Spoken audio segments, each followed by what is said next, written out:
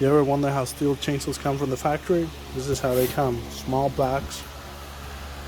There's your chain. There's the bar and the cover. That's what I'm doing now.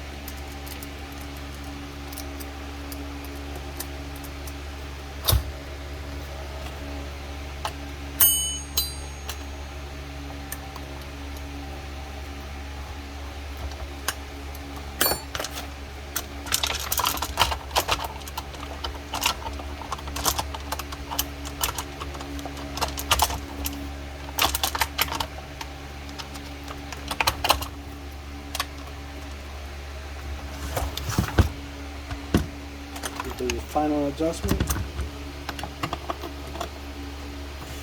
And pull the tip of the bar up. And tighten it.